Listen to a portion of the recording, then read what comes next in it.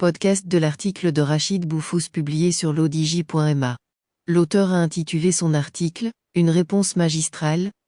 Il commence son article ainsi. Le public du Raja de Casablanca répond à sa manière au petit-fils de Mandela venu fustiger le Maroc à propos de son Sahara sur une pelouse en Algérie.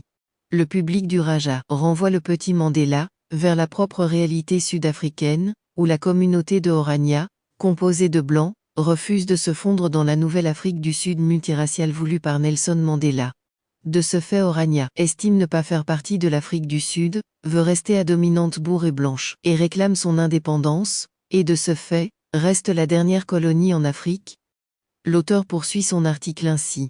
Si après une présentation d'Orania, Orania est une ville d'Afrique du Sud située dans la province du Cap du Nord, dans la région du désert du Karoo, fondée à partir d'une petite concession abandonnée d'une dizaine de maisons réparties sur 3000 hectares, elle a été rachetée au gouvernement sud-africain par Karel Boshoff en 1990, au moment où le gouvernement de Frédéric de Klerk entamait des négociations constitutionnelles avec le Congrès national africain afin d'abroger les dernières lois d'apartheid encore en vigueur.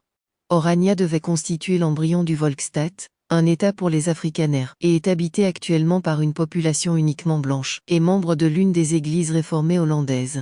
Administrativement enclavée dans la municipalité de Tambélil, Orania est l'héritière de mouvements autonomistes bourgs comme les Orangers-Verkers, qui avaient envisagé de créer dans les années 1980 une communauté autonome à Morginson dans le Transvaal.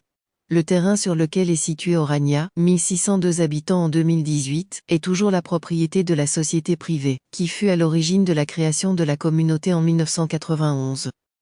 L'auteur précise ainsi. La fondation d'Orania intervient dans un contexte historique marqué la libération de prison de Nelson Mandela par le gouvernement sud-africain, la légalisation de l'ANC et le début de négociations institutionnelles visant à mettre fin au régime d'apartheid et à procéder aux premières élections multiraciales. C'est dans ce contexte, en décembre 1990, que Boshoff et 40 familles afrikaners s'installent à Orania, censées constituer un embryon de Volksstaat, une micro-république bourg en plein désert du Karoo. La fondation d'Orania intervient dans un contexte historique marqué la libération de prison de Nelson Mandela par le gouvernement sud-africain, la légalisation de l'ANC et le début de négociations institutionnelles visant à mettre fin au régime d'apartheid et à procéder aux premières élections multiraciales. En avril 1991, les premières maisons restaurées sont mises en vente puis un premier conseil communal est instauré sous l'autorité du maire, André van den Berg, pour gérer la ville. L'auteur conclut son article ainsi. Orania et la région environnante du fleuve Orange devient alors l'une des 3 régions, aux côtés de Pretoria et Phalaborwa, que le Conseil du Volksstaat mis en place, par le nouveau gouvernement sud-africain en 1994, identifie comme étant à majorité afrikaner ou offrant les meilleures potentialités pour parvenir à une majorité de population afrikaner. Rédigé par Rachid Boufous, élu par l'intelligence artificielle de l'ODJ Media.